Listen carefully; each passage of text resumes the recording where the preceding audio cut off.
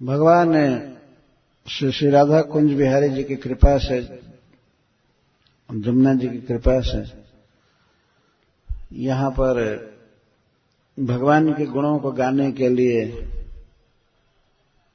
यह समाज इकट्ठा किया गया है, प्रचार किया गया।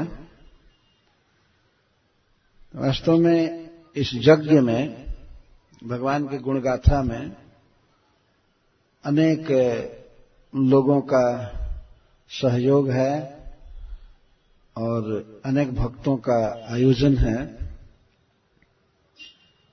लेकिन देखा जाता है कि प्रचार किया जाता है तो केवल बोलने वाले का प्रचार किया जाता है। बड़े बड़े बोर्ड लगाते हैं या पंपलेट छापते हैं, तो उसमें जो बोलता है उसी का नाम निकलता है। परंतु वास्तव में यह भागवत उत्सव, यह श्रीमद् भागवत कथा कई लोग मिल करके करते हैं। जिस प्रकार ट्रेन चलती है तो ट्रेन तो चलाता है ड्राइवर, लेकिन वास्तव में ट्रेन को रन करने में, चलाने में अनेक लोगों का हाथ होता है। जैसे पहले इंजीनियरिंग विभाग है, तो ट्रैक बनाना, पटरी ठीक करना सब ढंग से, यदि वो लाइन न बिछे जमीन पर तो कोई ड्राइवर कैसे रेल चला पाएगा। तो जिन लोगों ने मिल करके लाइन ठीक किया है वे भी रेल चला रहे हैं, भले वो सामने ड्राइविंग ना करते हैं। या जो झंडी दिखाते हैं, या गार्ड है अथवा टिकट बेचने वाला है, वो अभी गाड़ी चला रहा है। यदि वो न टिकट बेचे और टिकट न खरीदा जाए तो गाड़ी का चलना तुरंत ठप हो जाएगा। और जो लोग उस गाड़ी में, ट्रेन में चल रहे हैं, वे भी उसको चला रहे हैं, थोड़ा थोड़ा पैसा दे करके चलाते हैं। और नहीं चलने वाले रोक दें कि अब गाड़ी पर नहीं जाएंगे तो रेल ऐसे खाली थोड़ी दौड़ेगी। तो श्रोता जो आते हैं कथा में, वे भी इस भागवत सप्ताह की गाड़ी को चला रहे हैं। उनका भी उतना ही हाथ है जो आते हैं इस उत्सव में। तो जिन भक्तों ने आयोजन किया है और जिन भक्तों ने सहायता किया है कई प्रकार से, शरीर से, धन आदि से, और जो भी इस कथा में आ रहे हैं, आएंगे, उन सबको मैं धन्यवाद देता हूं और उन्हें भगवान श्री कृष्ण का आशीर्वाद प्राप्त हो, इस शुभ कामना करता हूं। मनुष्य जीवन का यही एकमात्र लाभ है कि भगवान श्री कृष्ण के गुणों का कथन किया जाए, श्रवण किया जाए और मनन किया जाए। इसी प्रयोजन की सिद्धि के लिए, इसी लाभ के लिए भगवान वेदव्यास देव ने श्रीमद् भागवतम ग्रंथ की रचना किया, को प्रकाशित किया। भागवत में अनेक स्थान पर यही कहा गया है कि सुनो सुनो सुनो पिबत भागवतम रसम, इस भागवत रस को पियो पियो पियो। आप लोगों ने भी सुना होगा, कुछ लोग ऐसे हैं जो कहते हैं कि नहीं नहीं, सुनो तो ठीक है लेकिन करो, कुछ करो, नहीं तो नहीं करोगे तो बेकार हो जाएगा। लेकिन ऐसा बोलने वाले लोग भागवत के बारे में नहीं जानते हैं। भागवत करने के लिए नहीं ग्रंथ बनाया गया है, ये सुनने के लिए बनाया गया है। जैसे महाराज परीक्षित ने 7 दिन सुना, तो उसके बाद किए क्या गया, सुने। अमृत किसी को पीने को मिले तो कोई व्यक्ति कहे कि देखो अमृत पियो लेकिन ठीक से पचा करके शरीर में बल उत्पन्न करो। और अमृत पी रहा है वो अपने आप पचेगा और शरीर के पाचन संस्थान को भी मजबूत कर देगा। इस तरह से श्रीमद् भागवतम है। इसको केवल सुनने की आवश्यकता है, क्योंकि इसमें भगवान के गुण आते हैं। और कोई भी जीव जब कृष्ण के गुणों को सुनता है तो उसका सांसारिक आवेश कम हो जाता है और भगवान श्री कृष्ण में प्रीति बढ़ने लगती है। और ये प्रेम बढ़ना ही साध्य है, यही लक्ष्य है। इसीलिए हमारे भारतवर्ष में यह परंपरा ही है श्रीमद् भागवतम सुनने की। भले उसका रूप जो भी हो गया हो, परंतु भागवत के प्रति लोगों की बहुत श्रद्धा है। इतना व्यापक रूप से दूसरा कोई ग्रंथ न पढ़ा जाता है न सुना जाता है, ये आयोजन कर करके। तो हम लोग उसी साधना के लिए जुटे हैं। भगवान चैतन्य महाप्रभु कहते हैं 5 महासाधन में श्रीमद् भागवत के अर्थों का आस्वादन एक साधन है। 5 सबसे प्रबल भक्ति है, जैसे नाम संकीर्तन, श्री विग्रह की श्रद्धा से सेवा, मथुरावास और सजातीय वासना विशिष्ट भक्तों का संग तथा श्रीमद् भागवत का श्रवण, अर्थ का आस्वादन। 5 महासाधन इसको चैतन्य महाप्रभु ने कहा। तो हम लोग जैसे भगवान के नाम का जप करते हैं, श्री विग्रह की सेवा करते हैं, वो हमारी साधना है। तो इसी प्रकार हम लोग भागवत पढ़ते हैं, सुनते हैं साधना के लिए। यह कोई मनौती नहीं है, यह लौकिक क्रिया नहीं है, ये आत्मा के लिए बहुत बड़ा अमृत है, खुराक है। और भक्त लोग इसको जानते हैं, वे इसके रस को समझते हैं। तो यहां पर भगवान की एक लीला को कहने का प्रयास किया जाएगा। वैसे तो अनेक अध्यायों में है, विस्तार के साथ उसे कहना संभव नहीं है, क्योंकि यहां एक ही समय कथा होगी, शाम के समय। जब 2 सीटिंग में कथा की जाती है तब वो किसी तरह पूरा किया जाता है, लेकिन एक ही सीटिंग में होगी तो बहुत संक्षेप करना पड़ेगा। कथा इस प्रकार से है। एक बार देवराज इंद्र पथ में मिले। दुर्वासा मुनि बैकुंठ से आ रहे थे। बड़े बड़े भक्त बैकुंठ में भी जाते हैं और वहां से भगवान की इच्छा से वे आते हैं प्रचार करने के लिए, जैसे श्री नारद जी। तो इसी प्राकृतिक जगत में जो बैकुंठ है, वहां दुर्वासा जी गए थे। वहां पर उन्हें भगवान की प्रसादी माला भेंट में मिली। बहुत खुश हुए, बहुत प्रसन्न हुए। आ रहे थे तो रास्ते में देवराज इंद्र मिले, हाथी पर चढ़े हुए। तो उनको देखकर दुर्वासा मुनि ने उनको बड़ी श्रद्धा से भगवान की प्रसादी माला दिया। धारण करेंगे, विजयी होंगे, संसार पर ठीक से शासन करेंगे। क्योंकि माला जो भगवान की प्रसादी माला होती है, ये व्यक्ति को विजय देती है, आरोग्य देती है। धारण करना चाहिए। हमने देखा है कभी कभी लोगों को माला पहनाई जाती है, तुरंत निकाल देते हैं, और वो निकालने लायक माला भी होती है, क्योंकि भगवान की प्रसादी तो होती नहीं है। प्राय नेता लोग तुरंत लगाते हैं, निकाल देते हैं। तो वो ऐसे भी लगाने लायक नहीं होते, क्योंकि कोई भी व्यक्ति भोगता नहीं है। भगवान का प्रसाद लगावे तब तो ठीक है। तो देवराज इंद्र कुछ स्वर्ग के भोगों के अभिमान में थे। भगवान के प्रसादी माला का उन्होंने स्वागत नहीं किया। दुर्वासा जी ने उनको अर्पित किया माला, तो उस माला को लेकर चाहिए था कि देवराज इंद्र लगावे, लेकिन वो लगाए नहीं।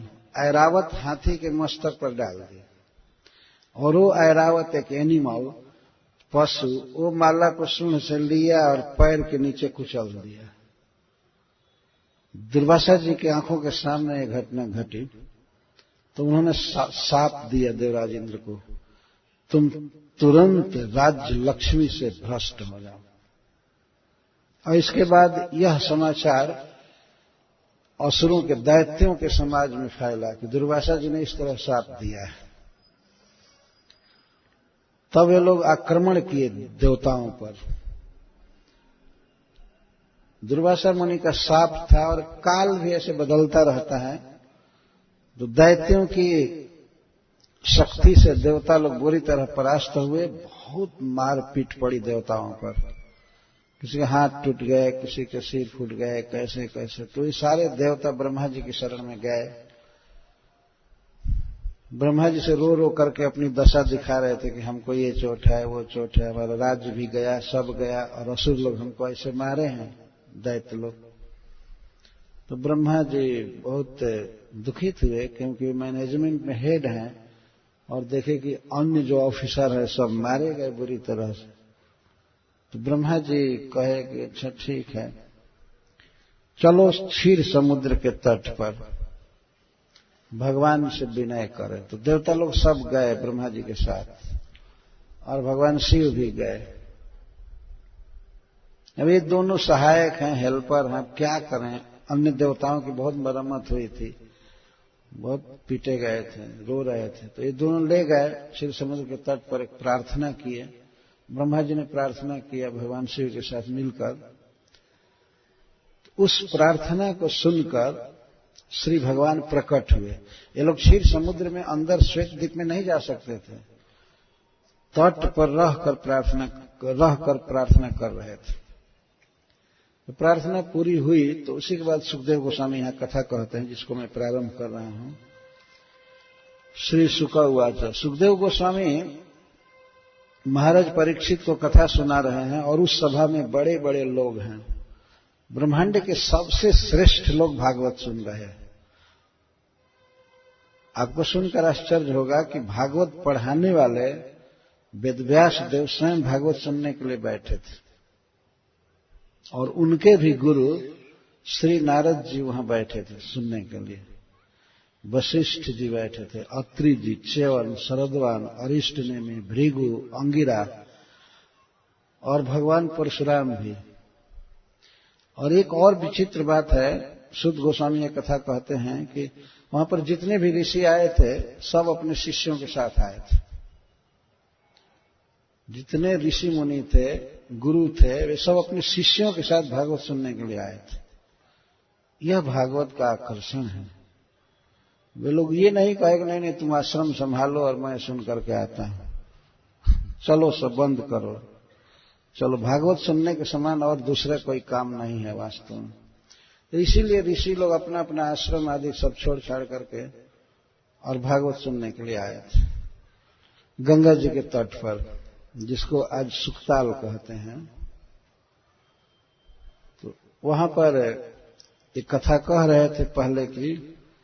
तो स्तुति जब पूरी हुई, भगवान की प्रार्थना पूरी हुई ब्रह्मा जी के द्वारा और शिव जी के द्वारा, तब सुखदेव गोस्वामी यहां से कहते हैं, एवं स्तुतः सुरगणैः भगवान हरिरीश्वरः। इस प्रकार देवगणैः भगवान हरि ईश्वरः स्तुतः, इस प्रकार देवताओं के द्वारा भगवान की स्तुति हुई। श्री भगवान ने कि यहां तीन विशेषण दिए जा रहे हैं, भगवान, हरि और ईश्वर।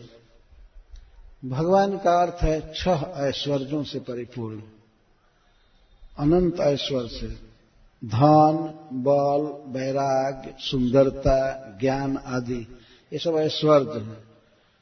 तो श्री विष्णु इन सब ऐश्वर्यों से परिपूर्ण हैं। तो ऐसे प्रभु की जब स्तुति हुई तब वे आदि अभूत तेषां, उन देवताओं के बीच में ही भगवान प्रकट हो गए। ऐसा नहीं हुआ कहीं से आए हों, गरुड़ जी पर चढ़ करके हवाई जहाज की तरह लैंडिंग कर रहे हैं, वहीं पर प्रकट हो गए, भगवान प्रकट हो गए।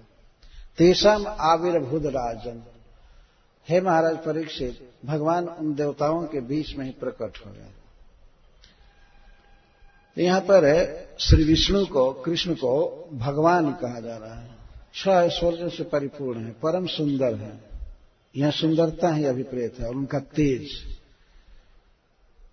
और हरि, हरि का अर्थ होता है जो भक्तों के क्लेश को, दुख को हर लेते हैं और प्रेम दे करके उनका मन हर लेते हैं। इतना सुंदर है कि बांसुरी बजा करके या अपनी मधुर लीलाओं से समस्त जीवों को आकर्षित करते हैं, उनका मन हर लेते हैं, इसलिए उनको हरि कहते हैं।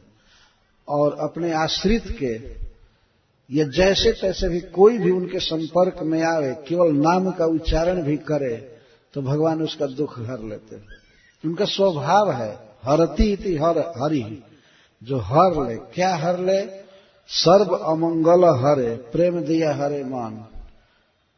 नाम का उच्चारण करने वाला या भगवान को प्रणाम करने वाला, भगवान का प्रसाद खाने वाला भगवान का प्रिय होता है और उसके किसी भी दुख को भगवान हर लेते हैं और अपने सौंदर्य, माधुर्य, वेणु वादन आदि के द्वारा वे सभी जीवों का मन हर लेते हैं।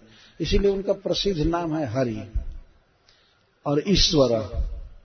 इसके साथ ही साथ भगवान की भक्ति करना आवश्यक है। ये ऑप्शनल विषय नहीं है, क्योंकि वे ईश्वर हैं। भजन नहीं करने पर फिर राहत नहीं रहेगी। वे कंट्रोलर हैं, सारे विश्व को जन्म देते हैं, पालते हैं और सबको अपने अधीन रखते हैं। इसीलिए उनको ईश्वर कहते हैं। ईश्वर का संस्कृत में अर्थ है, अंग्रेजी में कहें सो कंट्रोलर। सब पर कंट्रोल है भगवान का। तो गीता में ये कहते हैं कि मेरा भजन करो, मुझे प्रणाम करो, तो भीख नहीं मांग रहे हैं। ऐसे नहीं कि भगवान के धाम में कोई फैक्ट्री चल रही है और 2-4 हजार लेबर घट गए हैं तो कहते हैं मेरा भक्त बनो, मुझे समर्पण करो। नहीं भजन करने पर खैरियत नहीं है, क्योंकि वे ईश्वर हैं, दंड दें। उनके ही प्रतिनिधि जमराज जी बहुत दंड देते हैं भक्ति नहीं करने वालों को। तो इस श्लोक में श्री विष्णु को भगवान, हरि और ईश्वर कह रहे हैं सुखदेव गोस्वामी। तो ऐसे प्रभु देवताओं के मध्य प्रकट हुए। तेषाम आविर्भूत राजन। हरि बोल। अच्छा, कोई बच्चों को खेलने मत दीजिए, उनको बैठाइए, शांति से सुने। तेषाम आविर्भूत राजन, उन देवताओं के बीच में श्री भगवान प्रकट हुए। इतना अपार तेज है श्री भगवान में, इतना तेज है कि श्रील सुखदेव गोस्वामी कहते हैं सहस्र अर्क उदय द्युति। हजारों सूर्य अगर एक साथ उगे और उनमें जितना तेज होगा, प्रकाश होगा, वैसा प्रकाश श्री भगवान से निकल रहा था, उनके श्री विग्रह से। सहस्र अर्कोदय द्युति, हजारों सूर्य के एक साथ उदय होने पर जो प्रभा फैलेगी वैसा तेज। ऐसे वो तीखा तेज नहीं था, तीक्ष्ण नहीं था, लेकिन प्रकाश के माने में हजारों सूर्य के समान था, एक साथ उदित हो। अब देखते एक सूर्य उगता है तो कितना आलोक छा जाता है, प्रकाश छा जाता है। अगर 1000 सूर्य एक साथ उगे तो कितना प्रकाश होगा। ऐसा प्रकाश भगवान के उस परम सुंदर देह से निकल रहा था। ऐसे हैं भगवान। तेनैव महसा सर्वे देवा प्रतिहते क्षणः। उसी महान तेज से, महसा का अर्थ तेज से, मह ज्योति को कहते हैं। भगवान के उस महान ज्योति से, देह के प्रकाश से देवा प्रतिहत ईक्षणा, उनकी आंखें बिल्कुल चौंधिया गई। इतना प्रकाश हुआ कि वे देख नहीं पाए भगवान को।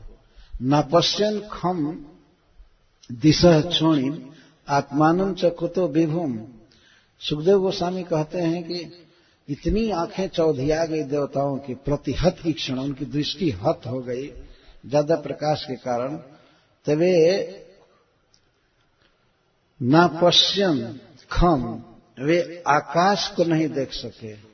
आकाश उन्हें दिखाई नहीं दे रहा था कैसा है, न दिशाएं दिखाई दे रही थी कौन किधर है, क्या है। आकाश और दिशा और क्षोणी, पृथ्वी भी नहीं दिखाई दे रही थी। जिस स्थान पर खड़े थे वो भी नहीं दिखाई दे रहे थे।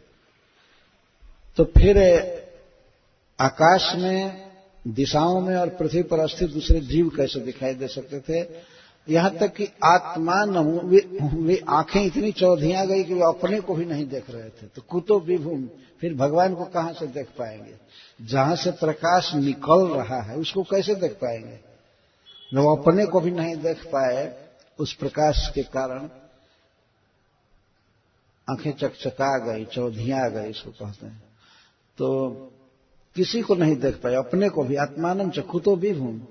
सुखदेव गोस्वामी कहते हैं कि जब अपने को भी नहीं देखे, आकाश को, दिशाओं को, पृथ्वी को और इन सब में स्थित जीवों को नहीं देख पाए, तो कहां से भगवान को देखेंगे।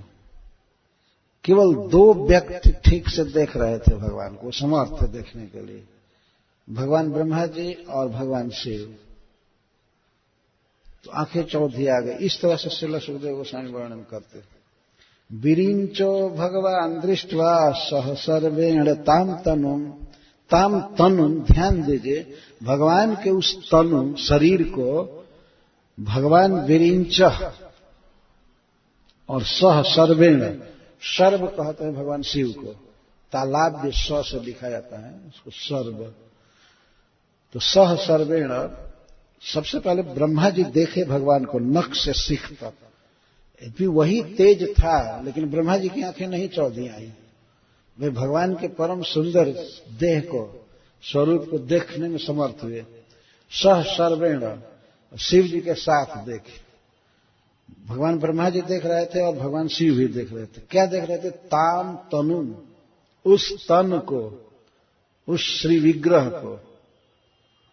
जो लोग ये कहते हैं कि भगवान निराकार है, वे अंधे जरा इस श्लोक को तो पढ़े, तो थोड़ा भी संस्कृत का एक आध शब्द जानते होंगे तो जरूर समझ जाएंगे।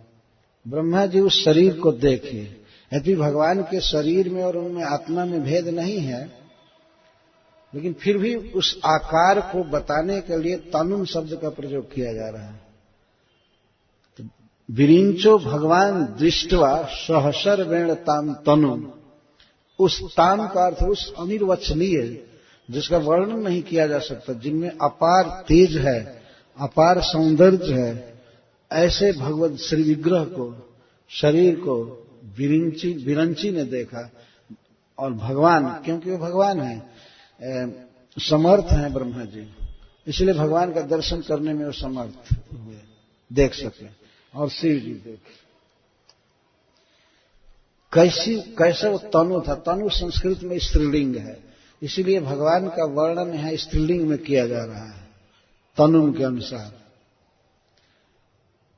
तो भगवान का शरीर कैसा है? स्वच्छाम सुअच्छाम, ये अच्छ शब्द संस्कृत है, स्वच्छ मतलब सुअच्छ, बहुत सुंदर, बहुत सुंदर। क्या कहा जाए, पहला विशेषण दिया जा रहा है कि अत्यंत सुंदर। यहां अच्छा का अर्थ अत्यंत सुंदर। भगवान के प्रत्येक अंग की जो बनावट है, वो तो बनावट तो नहीं है, बना नहीं हुआ है वास्तव में, लेकिन उनके शरीर की गठन अद्भुत है। आंख या ललाट, भौहें या उनके केस, कर्ण, हाथ, पैर, कमर, वक्षस्थल, सब कुछ अद्भुत है। तो क्या किया जाए, किसी प्राकृत शब्द की सहायता से ही तो वर्णन किया जाएगा। तो सु अच्छा, अतिशय अच्छा, अतिशय सुंदर श्री विग्रह। कैसा रंग है? मरकत श्यामा, मरकत मणि के समान सांवला। मरकत मणि इसलिए कहा जा रहा है कि चमचम चमचम शरीर चमक रहा है, उसी शरीर से तो इतना तेज निकल रहा था, सूर्य जैसा। मरकत श्यामा, मरकत मणि नीला होता है, श्याम होता है, उस तरह से भगवान के शरीर का वर्ण था। मरकत मणि पर यदि कोई आवरण न हो, धूल आदि न हो, तो बहुत चमकता है, बहुत अच्छा लगता है। इस तरह भगवान का शरीर चमकता है शीशा की तरफ, उसमें कोई भी व्यक्ति अपना मुंह देख सकता है। भगवान श्री कृष्ण के हाथ में, गाल में, पीठ में गोप बालक अपना चेहरा देखकर तिलक करते थे। उन्हें दर्पण की आवश्यकता नहीं होती थी, क्योंकि श्री कृष्ण का सब कुछ चमकता है। और कभी भी भगवान को कोई फोड़ा फुंसी घाव नहीं हुआ, कोई दाग नहीं है कहीं भी। केवल श्रीवत्स रेखा भगवान धारण करते हैं, उर्मावली है, और कृपा करके भृगु जी का पद चिन्ह धारण करते हैं। बाकी भगवान के शरीर में कहीं कोई कटाव नहीं है। और संसार में ऐसा कोई नहीं है जिसका शरीर कहीं न कहीं कटा वटा न हो। अभी न कटे फिर भी बुढ़ापा में तो क्षीण हो ही जाएगा, लेकिन भगवान का जो श्री विग्रह वो नित्य है, सदा यौवन से युक्त रहता है। उसी से यौवन आता है, वो क्या यौवन से युक्त रहेगा। तो स्वच्छ मरकत श्यामा नील गर्भारूढ़क्षणा, वह तनु कैसी है, वो भगवान का वो श्री विग्रह कैसा है। कंज गर्भ, कंज का अर्थ कमल, कमल के गर्भ में भीतर जो सौंदर्य रहता है वैसी सुंदर सुंदर आंखें भगवान की हैं। कंज गर्भ अरुण इक्षण, आंखें कमल के समान हैं और आंखों में थोड़ी थोड़ी ललाई है, अरुणिमा है। कोमलता का वर्णन किया जा रहा है भगवान के आंख का और श्री विग्रह का, उसमें कमल के समान सुगंध निकलती है। भगवान के आंख से या कान से, हाथ से, चरण से चंदन, कस्तूरी और केसर और पद्म, ये चारों के सुगंध निकलते रहते हैं। तो आंखों से सुगंध आती है और सुकुमार, अतिशय सुंदर। इसीलिए श्रील सुखदेव गोस्वामी कहते हैं कंज गर्भारुणेक्षण। ब्रह्मा जी की आंखें हैं जो भगवान के रूप को देख रही हैं, और सुखदेव गोस्वामी का शब्द, आप लोगों ने देखा होगा मैच में कुछ लोग खेलते हैं और कोई रेफरी वर्णन करता जाता है, तो ब्रह्मा जी देख रहे हैं, भगवान शिव देख रहे हैं और सुखदेव गोस्वामी वर्णन कर रहे हैं। कैसे कैसे जब ब्रह्मा जी की दृष्टि पूरा सांवले शरीर पर पड़ रही है, रंग को विचार कर रहे हैं, तब वे कहते हैं मरकतश्यामा। जो आंखों पर दृष्टि गई भगवान ब्रह्मा जी की, तो वे कहते हैं कंज गर्भारुणेक्षण, कमल गर्भ है के समान अरुण इक्षणा, नेत्र वाले भगवान। तप्त हेमावदाते न लसत कौशेय वाससा। वस्त्र पर ध्यान जा रहा है ब्रह्मा जी का, शिव जी का। वस्त्र कैसा है? तप्त हेमावदाते न लसत कौशेय वासा। भगवान श्रीहरि पीत वस्त्र पहने हैं। कैसा पीला वस्त्र? तप्त हेम, तप्त कांचन के समान पीला पीला वर्ण। ये भगवान का स्वभाव है, वो पीत वस्त्र पहनते हैं। ये भूत प्रेत काला साला पहनते रहते हैं, सब काला है इस समय से। भगवान हमेशा पीत वर्ण का वस्त्र पहनते हैं। तो तप्त हेम आवदाते हैं। तप्त हेम, हेम माने सोना, तप्त का अर्थ तप्त, तपाया हुआ सोना जैसे चमकता है पीला पीला, इस तरह से श्री भगवान का वस्त्र है। लसत कौशेय वस्त्र, बहुत सुंदर वस्त्र लगता है। भगवान के सांवले शरीर पर पीला वस्त्र बहुत सुंदर लगता है।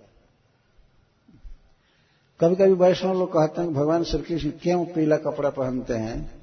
क्योंकि श्री राधा रानी के शरीर का रंग पीला है, तो उसकी याद करके भगवान श्री कृष्ण पीला पहनते हैं। तो यहां पर वर्णन हो रहा है लसत कौशेय वास, कौशेय कोश, रेशमी वस्त्र जो तपाए हुए सोने की तरह पीत वर्ण का है, बहुत सुंदर लग रहा है। इससे युक्त है भगवान। प्रसन्न चारु सर्वांगी, सर्वांगी, और भगवान के सारे अंग, चाहे आंख, नाक, कान, हाथ, जो कुछ भी है, ऐसा लगता है कि सारे अंगों से प्रसन्नता विकीर्ण हो रही है, फूट पड़ रही है। प्रसन्न चारु और अत्यंत सुंदर। शरीर का प्रत्येक अंग बहुत सुंदर है, और सुंदरता के साथ ऐसा लगता है कि प्रत्येक शरीर से, प्रत्येक अंग से प्रसन्नता की धारा निकल रही है, बह रही है, प्रत्येक अंग से। जैसे इस समाज में देखा गया, मनुष्यों के समाज में, कि प्रसन्नता केवल चेहरे से कभी कभी व्यक्त होती है, लेकिन भगवान का प्रत्येक अंग प्रसन्नता, आनंद बिखेरता रहता है, क्योंकि वो आनंद घन है। सांवरो घनश्याम तुम तो प्रेम के अवतार, वो आनंद निकलता रहता है, प्रेम निकलता रहता है भगवान से। प्रसन्न चारु, चारु का अर्थ सुंदर। भगवान के शरीर के प्रत्येक अंग प्रसन्नता बिखेर रहे हैं और अत्यंत सुंदर है, सर्वांगी।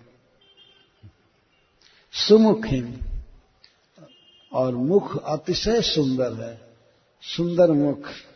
सुंदर भ्रुवाम, और भौहें बहुत सुंदर। ब्रह्मा जी जैसे जैसे देख रहे हैं भगवान को वैसे वैसे श्रील सुखदेव गोस्वामी वर्णन करते हैं। भौहें बहुत सुंदर हैं और मुख बहुत सुंदर। महामणि किरीटेन केयूराभ्याम च भूषिताम। महामणि किरीट, भगवान जो मुकुट पहने हैं वह मुकुट महान मणियों से बना हुआ है, बहुत मूल्यवान मणि से बना हुआ है। ये महामणि यहां कह करके अभी सोना या हीरा आदि से तुलना नहीं किया जा रहा है। महामणि, अद्भुत स्पिरिचुअल मणि। तो महामणि किरीट है ना, भगवान के मुकुट में महामणि लगा हुआ है, बहुत अमूल्य मणि, तो उससे वे युक्त है। महामणि किरीट है ना, और केयूराभ्याम च भूषिता, और ऐसे ही महामणि में केयूर से आभूषित है। केयूर कहते हैं यहां पर जो गहना पहना जाता है केहनी के ऊपर, यहां पर इसको केयूर कहते हैं। तो केयूराभ्याम, भगवान के दो बाहें हैं, तो दोनों बाहों में केयूर पहने हुए, केयूराभ्याम च भूषिता से भूषित है। प्रसन्न चारु सर्वांगी कर्णाभरण निर्भात कपोल श्री मुखाम्बजा। भगवान के मुख का वर्णन सुखदेव गोस्वामी करते हैं, क्योंकि ब्रह्मा जी फिर से भगवान के मुख को देखने लगते हैं। तो कर्णाभरण, भगवान के दोनों कानों में कुंडल झूम रहे हैं, दो कुंडल, एक एक कान में एक कुंडल, मकराकृत कुंडल से झूमते हैं। कि भगवान बहुत फुर्तीले व्यक्ति हैं। ऐसा नहीं है कि उनको घुटने में दर्द है तो उठ रहे हैं भार मान करके, बिल्कुल फ्रेश हैं। तो स्वाभाविक ही मुख का मूवमेंट करते हैं, इधर उधर देखना, इसे देखना, देवताओं पर देखना, फुर्तीले हैं, तो उसे कुंडल हिलता है। तो कर्णाभरण निर्भात, उससे चमचम चमकता है कुंडल, तो कुंडल की आभा भगवान के कपोल पर पड़ती है, गाल पर पड़ती है। तो इस तरह से चमकते हुए गाल से श्री है जिनके मुखाम्बुज पर, उनके मुखाम्बुज पर अतिशय सुंदरता और तेज आभा है। ऐसे मुख से युक्त भगवान का श्री विग्रह है। कांची कलाप वलय हार नूपुर शोभिता।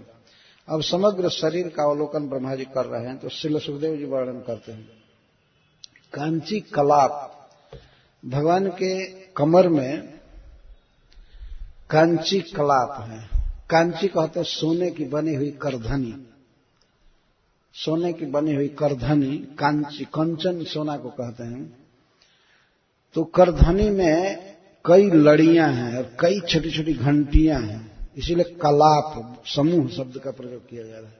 कांची कलाप, अथवा स्वर्ण समुदाय ही सब हाथ में है, चरण में है, सोने के गहना, कहने का आशय ये है। पर ये नहीं समझना चाहिए कि यहाँ इस पृथ्वी का 3rd क्लास के 22 कैरेट का सोना भगवान पहनते हैं। नहीं नहीं, ये तो किसी काम का नहीं है। भगवान दिव्य जगत का स्वर्ण पहनते हैं, सब स्पिरिचुअल होता है।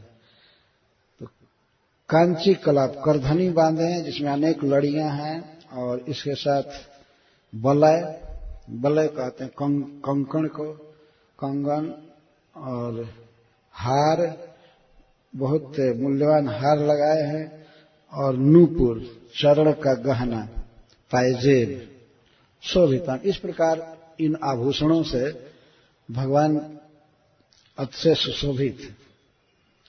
कौस्तुभा भरणाम, और कौस्तुभ मणि का आभरण पहने हैं गले में, कंठ में।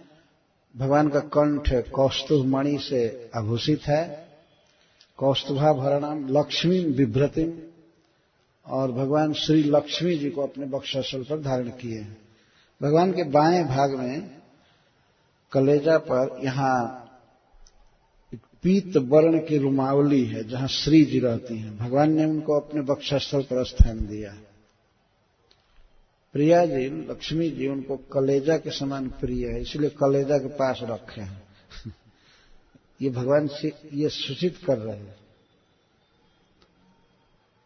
तो लक्ष्मी बिभ्रति और वनमालिनी, और भगवान परम सुंदर फूल की माला लगाए हैं। हार तो रत्न का लगाए ही हैं, इसके साथ फूल की माला लगाए। सुदर्शनाद भी स्वास्त्र मूर्तिमद भी उपासिका, और सुदर्शन आदि चक्र, सुदर्शन आदि जो अस्त्र हैं भगवान के, जैसे कौमोदकी गदा, पांचजन्य शंख और सुदर्शन नाम का चक्र, तो ये सब मूर्ति धारण करके देवता के रूप में भगवान की सेवा कर रहे हैं। भगवान ने हाथों में ही सब नहीं लिए हैं, क्योंकि पहले दो भुजा का वर्णन है, दो भुजा से बात कर रहे हैं। श्री भगवान कभी भी दो भुजा के हो जाते हैं, चार भुजा के हो जाते हैं। तो यहां पर ये बता रहे सुखदेव गोस्वामी कि सुदर्शन आदि जो अस्त्र हैं भगवान के, वे मूर्तिमान होकर के सेवा कर रहे थे। मूर्तिमद भी रूपासता। तुष्टाव देव प्रवर सर्व पुरुषम परम सर्वा मरगणई साकम सर्वांगई रवनीम गतई। तो जब श्री ब्रह्मा जी और श्री शिव जी भगवान को इस तरह से देखे, तो वे दोनों भगवान श्री कृष्ण की, विष्णु की स्तुति करने लगे। और देवता भी धीरे धीरे उठे, वे लोग भी स्तुति करने लगे। लेकिन देवता पहले सभी गिरे हुए थे, प्रणाम कर रहे थे। सर्वामर गणई साकम सर्वांगई रवनीम गतई। और देवता भी स्तुति कर रहे हैं शिव जी के साथ, ब्रह्मा जी के साथ उठ करके। और देवता ब्रह्मा जी, भगवान शिव और समस्त देवता, ये सब कैसे हैं? तो सर्वांगई अवनीम गतई, इनके सारे अंग पहले भूमि पर पड़े, अर्थात साष्टांग प्रणाम किए सारे देवता। और ब्रह्मा जी और भगवान शिव ये भगवान हरि को साष्टांग प्रणाम कर। सर्वांगई अवनीम गतई, इनके सारे अंग अवनी पर गए हैं, पृथ्वी पर। जब इस प्रकार से भगवान को प्रणाम किया जाता है 8 अंग से, तो इसको साष्टांग प्रणाम कहते हैं। 8 अंग इस प्रकार से है कि दंड की तरह पृथ्वी पर पड़ जाना, इसको दंडवत प्रणाम कहते हैं। तो हाथ दोनों आगे रहता है, जो पृथ्वी पर सटा रहता है, और सिर भी पृथ्वी पर सटा रहता है। वक्षस्थल, घुटना और पैर दोनों पीछे जाते हैं। तो ये 5 अंग धरती का स्पर्श करते रहते हैं। पादाभ्याम, जानुभ्याम, वक्षसा, शीर्षा और हस्ताभ्याम, 5। दोनों हाथ आगे, पैर पीछे, और सिर, वक्षस्थल और घुटना पृथ्वी का स्पर्श करते हैं। और इसके साथ ही वो भक्त पहले भगवान को आंख से देखता है प्रणाम के पहले, तो आंख से देख करके भी वो झुकता, प्रणाम करता है। तो नेत्राभ्याम, आंख से देखना, और वचसा, कुछ बोलता है कि हे प्रभु मैं आपको प्रणाम कर रहा हूं, और मन में भी झुकता है। तो वचन से, मन से और आंख से प्रणाम करता है। तो ये 3 प्रणाम हुआ, और 5 पहले जो भी बताया, इसको अष्ट अंग युक्त प्रणाम कर, साष्टांग प्रणाम कर। तो सारे देवता भगवान को साष्टांग प्रणाम कर रहे हैं। देखिए महत्व भगवान का। कभी कभी लोग ऐसे बिना सोचे कह देते हैं, अरे कोई भी देवता एक समान है। कोई एक समान कैसे है? अभी देवताओं की पिटाई हुई थी, भगवान प्रकट हुए हैं, अब उनको उपाय बताएंगे सुख प्राप्त करने के। सभी एक ही कैसे हो जाएंगे? जिन लोगों को कुछ ज्ञान नहीं होता है, वैसे लोग ही बोल देते हैं सब एक ही है, और कोई भी रास्ता पकड़ो एक ही जगह जाओगे। कोई भी रास्ता पकड़ो एक ही जगह जाओगे। कोई पागल भी नहीं बोल सकता है रास्ता। हम लोग यहां बैठे हैं और कोई व्यक्ति इधर से अंबाला की तरफ की गाड़ी पकड़े, और कोई उधर बॉम्बे की तरफ के, कोई ऊपर उड़ जाए, कोई जमीन में धंस जाए, कोई उधर जाए, कोई उधर, सब एक ही जगह चले जाएंगे। ये कैसा विचार है वास्तव में? ये महापागल महामूर्ख का विचार है। कुछ भी करो बस एक ही जगह चले जाओगे। तब क्या पूछताछ करने की जरूरत है? इंक्वायरी क्यों करते हैं? क्यों टिकट लेते हैं? कोई भी गाड़ी पकड़िए और जहां चाहते हैं चले जाए। तो अजीब अजीब बात बोलते हैं लोग। कुछ भी करो सब एक ही जगह जाओ, कहीं जगह जाएंगे। और कोई भी देवता बस एक समान है, चाहे इसको भजो चाहे इसको भजो। अरे जिसको भजन करना है ठीक है भजो, लेकिन ये मत बोलो कि सब एक ही है। ये सब यहां साष्टांग प्रणाम कर रहे हैं ना, सबकी आंखें चौधिया गई थी, भगवान की स्तुति किए हैं। भगवान हरि ईश्वर, सभी लोग थोड़े भगवान और हरि और ईश्वर हैं बड़े पद पर, तो उनके अनुसार ही उनको संबोधित करना चाहिए। लेकिन भगवान तो भगवान है, सारे देवता हैं स्तुति कर रहे हैं। कितना सुंदर श्रील सुखदेव गोस्वामी भगवान के रूप का वर्णन किए। यही है भक्तों का श्रोतव्य विषय। भगवान के रूप की बात सुननी चाहिए, गुण सुनना चाहिए, चरित्र सुनना चाहिए। तो इन 6 श्लोकों में, 7 श्लोकों में, 4-5 श्लोकों में भगवान के रूप का वर्णन किया गया। अब देवताओं के द्वारा जो उनकी स्तुति फिर से हुई, जैसे कहा गया तुष्टावत देव प्रवर, देवताओं में श्रेष्ठ श्री ब्रह्मा जी भगवान की फिर स्तुति करने लगे। यही तो भक्ति है कि भगवान का पट नहीं खुला है अभी मंदिर में, तब भी कीर्तन चालू, और ज्यों पट खुलता है त्यों गोविंदम आदि पुरुषम तमहम भजामि। अरे भगवान चाहे पट के भीतर हो चाहे प्रकट हो, भक्त का काम है कीर्तन करना। तो ब्रह्मा आदि देवता पहले भी कीर्तन किए थे जब भगवान प्रकट नहीं थे। वे कभी भी ये नहीं कहे कि भगवान निराकार है, वो प्रकट हो चाहे न हो। वो जानते हैं कि भगवान हैं और उनका दिव्य आकार है, सबसे सुंदर व्यक्ति है। आंखों के सामने नहीं थे, फिर भी कीर्तन गा रहे थे। हरे कृष्णा कृष्ण कृष्ण हरे हरे, हरे राम राम राम हरे हरे। तो ब्रह्मा जी, शिव जी, इंद्र और अन्य सब देवता भगवान का नाम गाते हैं, स्तुति करते हैं। आजकल के किसी आदमी को जो बिल्कुल पढ़ा लिखा मतलब धार्मिक चीज नहीं जानता है, उसको कहिए कि भगवान का नाम जपना चाहिए, तो वो कहेगा भगवान का नाम ही नहीं है, क्या जपेंगे? उसका कोई नाम नहीं है, उसका कोई रूप नहीं है।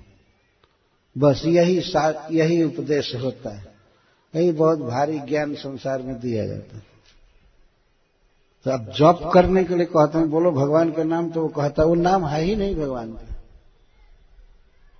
क्या गाया जाएगा? लेकिन देवता तो सब गा रहे हैं, प्रणाम कर रहे हैं, भगवान की भक्ति कर रहे हैं। सबसे अधिक मूर्ख जीव जो है वो मनुष्य है। वास्तव ये भागवत में लिखा हुआ है। सबसे थर्ड क्लास का विचार और कम ज्ञान मनुष्य को होता है। भगवान के बारे में अनर्गल कल्पना करना, ये वो। ब्रह्मा जी तो कभी ऐसा तर्क नहीं करता, भगवान शिव कभी तर्क नहीं करते, वो रात दिन राम राम रटते रहते हैं। तुम अपनी राम राम दिन रात सादर रटहु अनंग आराती। तो यहां पर देवताओं के द्वारा भगवान के उस परम सुंदर रूप का दर्शन प्रस्तुत किया गया। सुखदेव गोस्वामी वर्णन करते हैं, और रूप को देख करके कैसे कैसे भाव उत्पन्न हुआ, आंखों की क्या दशा हुई, और किस प्रकार से मन में भक्ति उमड़ रही है भगवान के रूप को देखकर, उनकी स्तुति में बातें आ रही है। हमें आप श्रोता बंधुओं से, भक्तों से यही कहना है कि भगवान का यह रूप बिल्कुल सत्य है, सनातन है और यह अपरिच्छिन्न है। ब्रह्मा जी यही बात चालू करते हैं। ब्रह्मवाच अजात जन्म स्थिति संयमाय गुणाय निर्वाण सुखार्णवाय अणोरणिम्ने परिगण्य धाम्ने महान भावाय नमो नमस्ते। ब्रह्मा जी समस्त देवताओं के साथ भगवान को प्रणाम कर रहे हैं, भगवान का गुण गाते हुए। और सबसे पहले वे ये कहते हैं कि हे प्रभु, जो ये आपका रूप है, आपका जो स्वरूप है श्री विग्रह, यह नित्य है और यत्ता रहित है, अपरिच्छिन्न है। अपरिच्छिन्न का अर्थ इसकी कोई सीमा नहीं है, ये सर्वत्र व्याप्त है और सब कुछ इसी के भीतर है। दो बात इस श्लोक में कह रहे हैं। अजात जन्म स्थित संयमाय, हे प्रभु, आपका कभी जन्म नहीं है और आपकी कभी स्थिति नहीं है और प्रलय नहीं। अजात जन्म स्थित संयमाय, अजात जन्म, अजात स्थिति, अजात संयम। हम लोग जैसे जन्म लेते हैं, प्राकृतिक शरीर धारण करते हैं, एक दिन शरीर छूट जाता है। हे प्रभु, आप कभी भी ऐसा प्राकृतिक शरीर धारण नहीं करते। भगवान प्रकट होते हैं और उनका यदि वो जन्म कहा जाए तो वो जन्म दिव्य है। जन्म कर्म च में दिव्यम, अजात जन्म स्थित संयमाय। अभी अभी जो आप हम लोगों के समक्ष प्रकट हुए हैं, कौन कहेगा कि आप जन्म लिए हैं?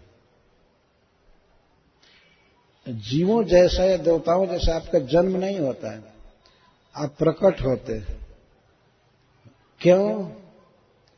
अगुणाय, आप अगुण हैं। आप प्रकृति के सत्व रज तम इन तीनों गुणों से परे हैं। आपका प्राकृतिक जन्म कैसे हो सकता है? जन्म, स्थिति या संयम, प्रलय, ये सब प्रकृति के गुणों के अंदर होता है, माया जगत में होता है। और अब माया के अधीश्वर हैं, गुणों से परे हैं। तो यदि भगवान पूछे तो मैं हूं क्या, मेरा स्वरूप क्या है, तब ब्रह्मा जी कहते हैं निर्वाण सुखार्णवाय। आप दुखहीन सुख के समुद्र हैं। संस्कृत में बाण का अर्थ दुख होता है। दुख, और दुख से जब मुक्ति होती है, दुख कोई न रहे, तो इसको कहा जाता है निर्वाण। जैसे भगवान बुद्ध ने कहा इसको निर्वाण, दुख नहीं हो। तो निर्वाण सुखार्णवाय, भगवान विष्णु दुख से शून्य सुख के समुद्र है, अर्णव है। दुख से विद्ध नहीं है भगवान का जीवन या भगवान की लीला या भगवान का स्वरूप। अनंत सुख के समुद्र हैं भगवान। और निर्वाण सुख, यहां का निर्वाण सुख का अर्थ है दुख से शून्य सुख, वह सुख जिसमें कोई दुख नहीं है, अर्थात सच्चा सुख, सत्य सुख, अप्राकृत सुख के आप अर्णव हैं, समुद्र हैं। हम आपको प्रणाम कर रहे हैं। भगवान का श्री विग्रह जो है नख से सिख तक, उससे अनंत अनंत सुख समुद्र निकलते हैं। अनादिकाल से सुख ही निकलता रहता है। और दुखहीन सुख, जिसमें दुख मिश्रित नहीं है। इस संसार में ऐसा सुख किसी को नहीं मिलता है। कभी कभी सुख की अनुभूति होती है तो अनेक प्रकार के वो दुख से विद्ध रहता है। अनेक प्रकार के आदमी को चिंता होती है, ये होता है, वो होता है। थोड़े काल के लिए अनुभूति होती है कि हमको सुख मिला है। वो सुख नहीं होता है, केवल एक मन की वृत्ति मात्र होती है, अनुकूल सुख नहीं होता है। लेकिन भगवान का जो रूप है या उनका चरित्र, उनकी लीलाएं, उसमें सुख है, अनंत सुख है। अणु रणिम्य और परिगण्य धाम में, और ऐसे आप अणु से भी अणु हैं, छोटे से भी छोटे, आप अति सूक्ष्म हैं। इसका अर्थ है कि आपका ज्ञान होना बड़ा कठिन है, दुर्गेय है। जब आप स्वयं अपना वर्णन करते हैं तब आपका ज्ञान होता है। जैसे भगवत गीता में भगवान ने अपने विषय में स्वयं बताया है, तो भगवत गीता पढ़ करके कृष्ण को आसानी से समझा जा सकता है। लेकिन ऐसे भगवान के विषय में कोई क्या सोचेगा, क्या जानेगा कि भगवान सूक्ष्म है, दुर्गेय है। पर ऐसा होते भी अपरिगण्य धाम ने, हे प्रभु, आपका जो धाम है, धाम माने स्वरूप, आपका जो स्वरूप है वह परिच्छिन्न नहीं है, विभु है, यत्ता शून्य है। भगवान देखने में लगता है कि एक जगह है, छोटे से हैं, लेकिन वो सर्वत्र व्याप्त हैं, बल्कि सारा जगत उनके भीतर है। ये भगवान के स्वरूप की विशेषता है। वो परिच्छिन्न नहीं है, उसकी इयत्ता नहीं है, सीमा नहीं है, क्योंकि महानुभाव आया। ऐसा होना आश्चर्य की बात नहीं है। आप महाप्रभाववान हैं, महाप्रभावशाली हैं। ऐसे प्रभु को हम नमो नमः ते, आपको हम बार बार प्रणाम करते हैं, बार बार प्रणाम करते हैं। और कोई जीव क्या कर सकता है? भगवान को प्रणाम कर सकता है, यह बहुत बड़ी भक्ति है। तो ये सब देवता भगवान को प्रणाम कर रहे हैं। अजात जन्म स्थित संयमाया गुणाय निर्वाण सुखार्णवाय अणो रणिम्ने परिगण्य धामने महानुभावाय नमो नमस्ते। इसे सीखना चाहिए कि जब भगवान ब्रह्मा जी, शिव जी और अन्य सब देवता विष्णु को प्रणाम कर रहे हैं, तो हमें क्यों नहीं करना चाहिए? प्रणाम करने में ही जीव की शोभा है। भगवान प्रणाम के विषय हैं, प्रेम के विषय है। प्रेम उन्हीं को करना चाहिए, उन्हीं को प्रणाम करना चाहिए, उन्हीं का भरोसा करना चाहिए। अब श्री ब्रह्मा जी देवताओं के साथ कहते हैं, रूपम तवय तत्पुरुषर सभेज्यम श्रेयोर्थिभिर वैदिक तांत्रिकेण जोगेन धात सहनस्त्रिलोकान पश्याममुष्मिन्नुः विश्वमूर्तौ। हे प्रभु, तव एतत् रूपम, ये जो आपका रूप है, जो हमारे सामने आप प्रकट किए हैं, श्रेयोर्थिभि, जो लोग श्रेय चाहते हैं, कल्याण चाहते हैं, सुख चाहते हैं, उनके द्वारा इस रूप की सदा उपासना करनी चाहिए। यह जो रूप है यही पूज्य है, स्मरण का विषय होना चाहिए, पूजा का, भक्ति का विषय। तब एतत् रूपम, आपका यह रूप श्रेयोर्थिभि सदा इज्यम, श्रेय के जो अर्थी हैं, जो श्रेय चाहते हैं, मुक्ति चाहते हैं या भोग चाहते हैं या वैकुंठ चाहते हैं, उनको श्रेयोर्थी कहते हैं। प्रत्येक व्यक्ति संसार में सुख चाहता है, कोई ऐसा नहीं है जो दुख चाहता हो। श्रेय चाहता है, श्रेय का अर्थ है हित, सुख। तो जो लोग भोग चाहते हैं इस दुनिया का, या वैकुंठ चाहते हैं या मुक्ति चाहते हैं, उन्हें चाहिए कि वे आपके इस रूप का भजन करें।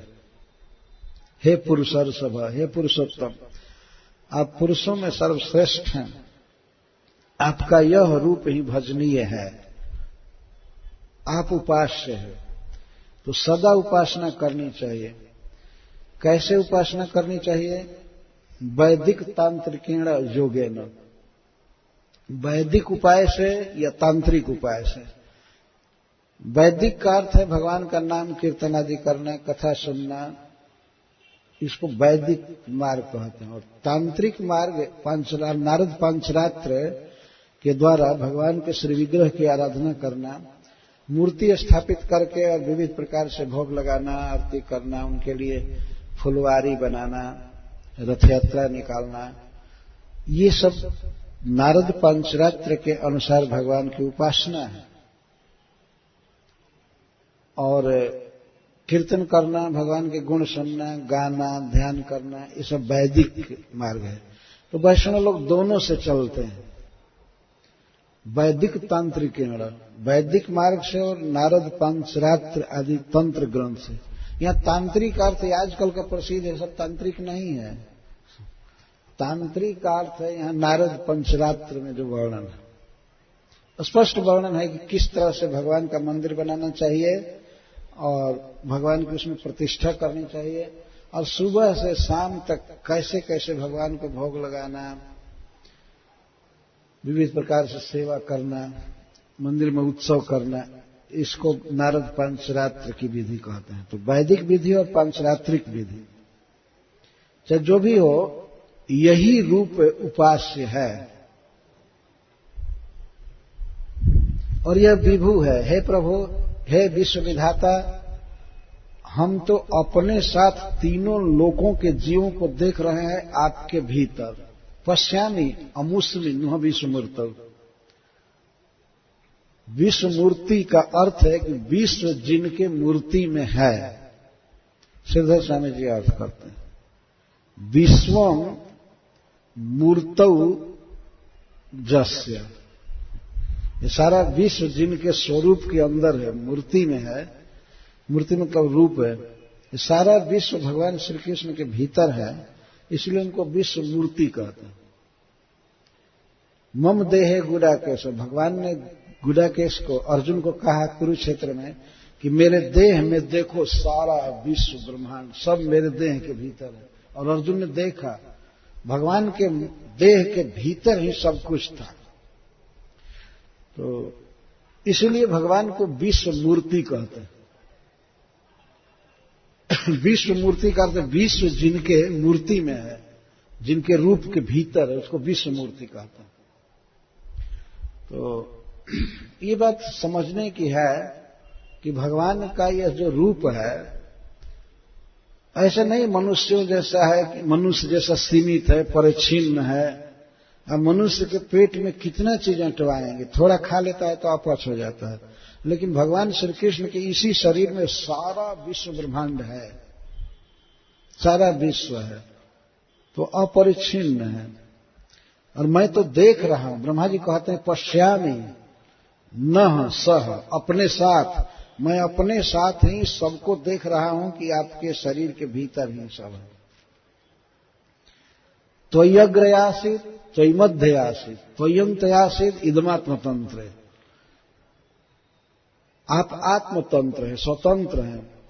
स्वतंत्र प्रभु में, आप में यह पहले भी था विश्व। त्वयि अग्रे आसीत्, सृष्टि के पहले था और सृष्टि के बाद भी। त्वयि मध्य आसीत् और त्वयि अंत आसीत्, और अंत में भी आप में ही रहता है। ये सारा विश्व प्रपंच, सारे जीव समुदाय आप में थे पहले, इस समय भी आप में हैं, बाद में भी आप में ही रहते हैं। आत्मतंत्र इदम तो यह विश्व स्वतंत्र आप में था। त्वमादिरंतो जगतस्य मध्यम, आप इस, बल्कि इस जगत के आप आदि हैं, इसके अंत हैं और इस जगत के मध्य भी हैं। घटस्य मृतस्य परः परस्मा, जैसे मिट्टी के घड़े में, घड़े के शुरू में भी मिट्टी है, मध्य में भी मिट्टी है, अंत में भी मिट्टी है, मिट्टी के अलावा उसमें कुछ नहीं है। तो इस जगत के भी आप ही कारण हैं। इसका अर्थ है कि आपकी शक्ति जगत के रूप में परिणत हुई है। बहुत फिलॉसफिकल टॉपिक है। घड़े के भीतर बाहर, शुरू में, अंत में, मध्य में केवल माटी ही माटी है। तो वास्तव में भगवान की शक्ति परिणत हुई है विश्व के रूप में, किसी भी वस्तु के रूप में। ये ब्रह्मा जी कह रहे हैं कि मैं इसको जानता हूं, और इतना प्रामाणिकता के साथ कहते हैं कि मैं पश्यामी, मैं देख रहा हूं, ये सारा जगत आप में है। इसलिए विद्वान लोग आपको इस जगत में भी देखते रहते हैं। तुम्माय यात्मा श्रया स्वयेदम निर्माय विश्वम तदनु प्रविष्ट।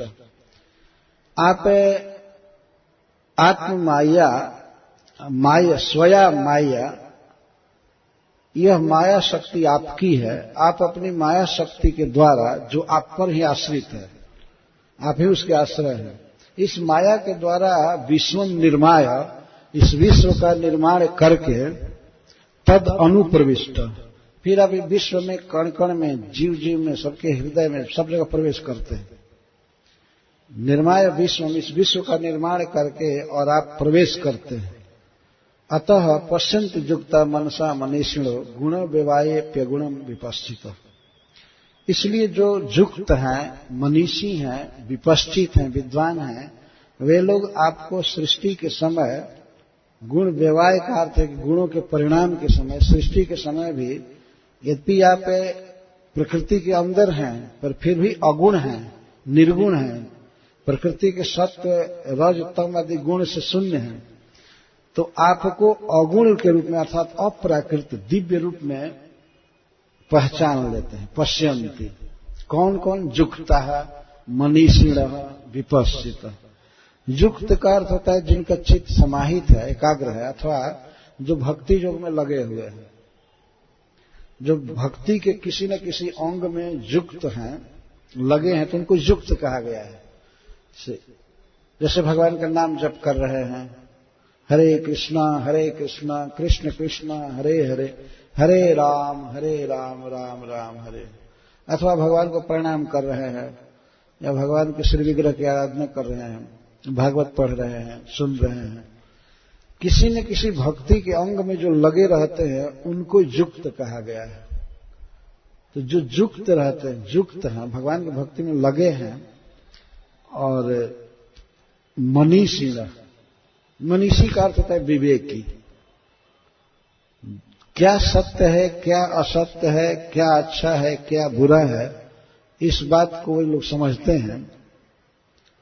और विपश्चितः का अर्थ जो शास्त्रज्ञ, जो शास्त्रों के विद्वान हैं, तो जो शास्त्र के, भागवत आदि शास्त्रों के मर्म को जानते हैं और विवेकी हैं और भक्ति युग में लगे हुए हैं, वे इसी संसार में गुणों के भीतर ही आपको अगुण के रूप में देखते रहते हैं। अब जानते हैं कि आप प्रकृति के गुणों से प्रभावित नहीं हैं, आपको देखते हैं। आपको देखने का मतलब आपके इस स्वरूप को देखते हैं। तो पश्यन्ति युक्ता मनसा मनीषिणो, कैसे देखते हैं? मनसा, मन से देखते हैं, मनन करते हैं। इसका अर्थ है कि मन में मनन करते हैं और चित्त में देखते हैं। मन का अर्थ चित्त भी होता है। चित्त में भीतर अपने आप पर विचार करते रहते हैं, क्योंकि ये शास्त्रज्ञ हैं, विवेकी हैं और आपके भक्ति से युक्त हैं, अतः आपको देखते रहते हैं। तो जो विवेकी हैं, भक्त हैं, मनीषी हैं, शास्त्रों को जानते हैं, वे लोग तो भगवान को पहचान जाते हैं। वे जानते हैं भगवान इस संसार में है, कण कण में है, सर्वव्यापक है, लेकिन है निर्गुण, प्रकृति के गुणों से परे है। आपका यह स्वरूप, या आपका चरित्र, आपकी लीला सब अप्राकृत, प्रकृति से ऊपर है। तो प्रकृति से ऊपर जो है उसको निर्गुण कहते हैं, गुणातीत। तो भक्त लोग आपको पहचान जाते हैं। पश्यन्त युक्ता मनसा मनीषिणो गुण व्यवायप्यगुणम विपश्चित। गुण व्यवाये अपि, गुण के परिणाम अर्थात सृष्टि होने पर भी वे आपको पहचान जाते हैं, समझ जाते हैं। ये पहले भगवान को कहा कि ये भगवान उपादान कारण है विश्व के, तो भगवान में विकार घटता है। विकार का अर्थ है कि कोई ऐसा सोचे कि जब भगवान जगत के रूप में बन गए हैं तो अब अलग नहीं होंगे। तो उसी का उत्तर इस श्लोक में दिया गया है। नहीं, भगवान प्रकृति के गुणों के भीतर रहते हैं, स्वीकार करते हैं, सृष्टि करते हैं सब कुछ, लेकिन भगवान बिल्कुल दिव्य हैं, अप्राकृत है किसी भी स्थिति में। और युक्ता मनीषिणः विपश्चितः पश्यन्ति, और भगवान को जान जाते हैं, देखते हैं।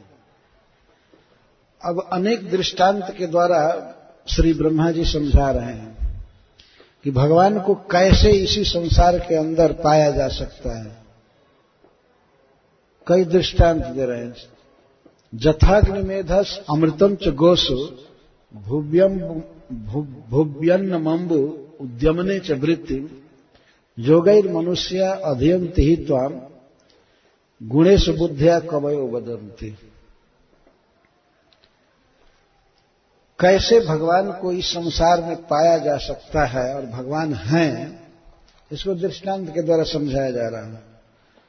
जथा अग्निम एधसी, जैसे एधसी अग्नि, जैसे ईंधन में, काष्ठ में अग्नि वर्तमान रहता है, परंतु कुछ उपाय करने से तब अग्नि प्रकट होता है। ये सारे संसार में अग्नि व्याप्त है, काठ में भी व्याप्त है, लोहे में भी व्याप्त है, सब जगह व्याप्त है। यदि कहीं पर आग लगती है, आप लोगों ने सुना है, देखा है कि छोटी सी आग की चिंगारी किसी विशाल काष्ठ समूह में लग जाए तो विशाल अग्निपुंज उत्पन्न होता है, बहुत बड़ा अग्नि ज्वाला। तो अग्नि था पहले से उस लकड़ी में, काष्ठ में, उसको केवल प्रकट किया गया है। ऐसा नहीं है कि पूरा आग ला करके बाहर से डाल दिया गया। अग्नि प्रकट किया जाता है, अग्नि है। तो उसी तरह से श्री भगवान इस जगत में हैं, सबके भीतर हैं, घट घट में हैं, कण कण में हैं, लेकिन उनको प्रकट करने का कुछ उपाय है, उनके दर्शन प्राप्त करने का उपाय है, और वो है भक्ति योग। भक्ति योग जब किया जाता है, भगवान का नाम जप किया जाता है, कीर्तन किया जाता है, तो भगवान प्रकट होते हैं। अन्यथा यदि उपाय मालूम नहीं है, मान लीजिए काठ बहुत है, जंगल भरा पड़ा है और सब कुछ है, और किसी व्यक्ति को पता ही नहीं है कि आग कैसे उत्पन्न किया जाएगा, उपाय नहीं जानेगा तो शीत का दुख भोगेगा और अंधकार में पड़ा रहेगा। मनुष्यों ने उपाय किया है आग को प्रकट करने के लिए, जैसे दिया सलाई बनाया है। तो दिया सलाई में, दिया सलाई के 2 सिरों पर कुछ मसाला लगा होता है और तीली के 1 सिरे पर मसाला रहता है। तो उस सिरे को मसाला से युक्त दिया सलाई के तरफ जब रगड़ते हैं तो आग उत्पन्न हो जाता है। आग वहां है ना, बाहर से आग नहीं लाया गया है। उस दिया सलाई के विशेष किनारे पर आग है और तीली के सिरे में भी आग है, तो दोनों को रगड़ने पर आग प्रकट हो जाता है। लेकिन यदि ये बात किसी को मालूम न हो कि कैसे आग उत्पन्न किया जाएगा, तो उस मूर्ख के लिए अग्नि निराकार है। तो कहेगा नहीं नहीं नहीं, अग्नि प्रकट किया ही नहीं जा सकता, कभी प्रकट नहीं किया जा सकता। लेकिन हम लोग तो रोज प्रकट करते हैं ना। आग है और सर्वव्यापक है, लेकिन उसको प्रकट किया जाता है। यदि तीली को, दिया सलाई के उस तीली को आदमी दिया सलाई के साथ चुपचाप रख दे, तभी भी प्रकट नहीं होगा।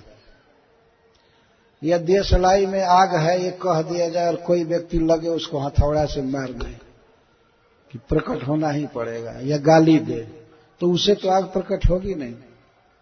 अग्नि को प्रकट करने के लिए कुछ उचित कायदा है, कैसे प्रकट होगा। या किसी अरणी को, एक ऐसा काष्ठ होता है जंगल में, अरणी को यदि रगड़ा जाए तो उससे आग उत्पन्न हो जाती है, अग्नि उत्पन्न हो जाता है रगड़ से। जैसे मंथन से अग्नि उत्पन्न होता है, उसी तरह से जब भगवान के नाम रूप गुण आदि का मंथन किया जाता है, आवृत्ति की जाती है, तो भगवान बिल्कुल प्रकट हो जाते हैं, प्रेम से प्रकट हो जाते हैं। हरे कृष्णा कृष्णा कृष्णा हरे हरे, हरे राम राम राम हरे हरे। तो श्री ब्रह्मा जी यह पहला उदाहरण दे रहे हैं। जैसे एधसी अग्नि, ईंधन से आग उत्पन्न किया जाता है, तो इस तरह से श्री भगवान प्रकट होते हैं। इसी शरीर में जो जीव है, इस जीव को हिलाने से या भगवान के श्री विग्रह का दर्शन करने से, भागवत सुनने से भगवान प्रकट होते हैं। जैसे हम लोग एक दूसरे के सामने बैठे ऐसे प्रकट होते हैं, पर उपाय होना चाहिए ना। मान लीजिए जाड़ा का दिन है, दिसंबर जनवरी फरवरी का महीना है, और कोई आदमी थर थर थर कांप रहा है और काफी उसके घर में ईंधन रखा हुआ है, पर वो बोका अग्नि उत्पन्न करना जानता ही नहीं है, तो मरेगा कि नहीं? वो ठंडा से मरेगा। हम लोग लोक में जाड़ा कहते हैं, और संस्कृत में जाड्य का अर्थ होता है जड़ता, मूर्खता। मालूम ही नहीं है आग उत्पन्न करने का तरीका, तो अब मरेगा, जाड्य भोगेगा, मूर्खता। लेकिन जो विपश्चित हैं, विद्वान हैं, वो लोग जानते हैं। शास्त्र में लिखा गया कि भगवान का नाम जपो भगवान मिलेंगे, तो वो जपते हैं। हरे कृष्णा कृष्णा कृष्णा हरे हरे, हरे राम राम राम हरे हरे। नहीं मालूम है तो दुख भोगेगा। हम लोग देखते हैं एक जीव है बानर, बानर को और सब बुद्धि है, लेकिन बानर घर बनाना बिल्कुल नहीं जानते। हम पहले पढ़े थे संस्कृत में कथा, आपने देखा होगा कुछ पक्षी होते हैं जो वृक्ष की बिल्कुल शाखा में अपना नीड बना देते हैं, खोता, और वो झूलता रहता है हवाई महल की तरह, है ना। उनकी बुद्धि देखिए, उसमें वो कोठा भी बनाते हैं या बाथरूम जो भी होता होगा उसी में रहते हैं, और आंधी भी चलती है जोर से फिर भी वो झूलते रहते हैं, गिरते नहीं। और साधारण पक्षी कहां कहां से लेकर के और अपना घर बना लिए, कोई कीचड़ का समस्या नहीं, नाली गटर निकालने का समस्या नहीं, और खिड़की किवाड़ का ऑर्डर देने की कोई जरूरत नहीं, सब कुछ बना लेते हैं। और वर्षा जब होती है तो वर्षा का पानी बाहर बाहर गिर जाता है, तो उसमें वे आनंद लेते हैं। बुद्धि है तब ना, घर बना लेते हैं। उसी पेड़ पर कुछ बानर चढ़े थे और वर्षा होने लगी तो वो थर थर थर थर थर थर कांपने लगे। तो एक बानर ने देखा कि पक्षी बहुत सुखी हैं, तो वो क्या किए कि और सब बानर शाखाओं को पकड़कर खींच करके और उनका घर नोच नाच करके फेंकने लगे। पर उसको नोचने से तो तुम्हारा जाड़ा तो जाएगा नहीं इसी तरह से मरते रहते ठंडा में। एक दिन की सत्य बात बता रहा हूं, मैं वृंदावन में देखा 8-10 बानर ऐसे थोक जमा थे सीढ़ी पर केशव कुंज में, ऐसे आपस में शायद उनके परस्पर के देह की गर्मी से कुछ उनको गर्मी मिल रही होगी, तो ऐसे बैठे थे। तो मैं गया तो मुझे दया आ गई, मैं उनके पास एक कंबल, पुराना कंबल था, वहां फेंका कि उस पर लोग बैठेंगे सर बैठेंगे। तब तक तो बाद में देखा तो वो उसको नोच नाच कर खींच खाच कर फाड़ फूड़ करके सब खत्म उस पर बैठे नहीं और ठंडे पत्थर पर बैठे, तो कोई बुद्धि नहीं है। ऐसे ही जो निराकार कहते हैं ना, इन लोगों को बुद्धि है नहीं कि कैसे भगवान को देखा जा सकता है, कैसे भगवान को पाया जा सकता है। तो ब्रह्मा जी अग्नि का उदाहरण दे रहे हैं कि अग्नि को जैसे उपाय द्वारा प्रकट किया जाता है, तो इस तरह से भगवान को भक्ति योग के उपाय से प्रकट किया जाता है। और वो प्रकट न भी हो तभी भक्त लोग तो उनको देखते हैं कि हैं। जैसे मान लीजिए कोई आपका स्वजन कहीं विदेश में है, भले यहां न हो, तो इतना विश्वास है ना कि वो है, उसकी आंखें ऐसी हैं, उसकी भाषा ऐसी है, वो ये खाता है, ये पीता है, इस काम में उसकी रुचि है। ऐसा तो नहीं कह देता है कि नहीं दिखाई पड़ता है इसलिए निराकार। ये देखिए बुद्धि, नहीं दिखाई पड़ रहा है इसलिए निराकार है, ऐसे कहना ये कोई ज्ञान का द्योतक नहीं है, केवल मूर्खता ही साबित होती है। तो जथाग्निमेधस अमृतम च गोसु, और जैसे गोसु गायों में अमृतम घी या दूध, गाय का दूध या गाय का घी अमृत माना गया है। अमृतम वही आज्यम, संस्कृत में कहा गया है कि गाय का घी ही इस पृथ्वी पर अमृत है। तो सुखदेव गोस्वामी कहते हैं जैसे गौओं में अमृत निकाला जाता है उपाय द्वारा, गाय से अमृत निकालने का, दूध निकालने का और दूध से घी निकालने का कुछ उपाय है ना। गाय को गाभिन होना चाहिए, वो बच्चा देगी। जब गाय बच्चा देगी तो बच्चे के लिए उसके थन में दूध बन जाता है अपने आप। जब तक वो बच्चा नहीं देगी दूध नहीं देगी। तो उसके कुछ चिन्ह होते हैं। गाय ऋतुमती होती है, गर्भ धारण करना चाहती है, उसकी कुछ बोली उसके एक्शन से पता लग जाता है कि यह गर्भ धारण करना चाहती है। तो उस गाय को पालने वाला व्यक्ति ले जाता है सांड के पास और गर्भ धारण करती है। गर्भ धारण करने के बाद उसके थन में दूध आता है और बच्चा जन्म लेता है। तो बच्चे को पिलाने के लिए वो थन सामने करती है, तो बच्चे का मुख लगने से वो पिन्हा जाती है, दूध स्नेह से देने लगते हैं। तो उस समय कोई व्यक्ति उस दूध को निकालता है। जब दूध को निकालता है तो इस तरह से अमृत मिला, और फिर दूध को जामुन दे करके, गर्म करके जामुन दे करके दही बनाना, दही से को फिर मथना, तो उसे घी निकलता है। ये उपाय है। घी सब जगह व्याप्त है दूध में, और गाय में दूध सब जगह व्याप्त है। लेकिन गाय से दूध प्रकट करने का उपाय होना चाहिए ना। तो कुछ ऐसे मनुष्य हैं इस संसार में जो गाय को काट करके खून ही निकालते हैं, उसी में उनकी रुचि है। लेकिन अब इस तरह से मान लीजिए कोई गाय का दुरुपयोग करे, गाय के महत्व को न समझे, और गाय काटे और कहे नहीं इसमें दूध है ही नहीं, इसमें दूध है ही नहीं, इसमें तो केवल मांस और खून है। मांस और खून ही नहीं है, उसमें दूध है, उस अमृत जिसको कहते हैं, और उस दूध को देने में गाय को प्रसन्नता होती है। तो इस तरह से गाय को चराना, खिलाना, पिलाना, और इसके बाद तब वो दूध देती है। तो बुद्धिमान लोग इस उपाय द्वारा गाय से दूध प्राप्त करते हैं और दूध से घी प्राप्त करते हैं। परंतु मान लीजिए मनुष्यों के अलावा दूसरे जीव किसी को कला मालूम नहीं है, अगर उनको गाय का दूध दे भी दीजिए तो घी बना ही नहीं पाएंगे।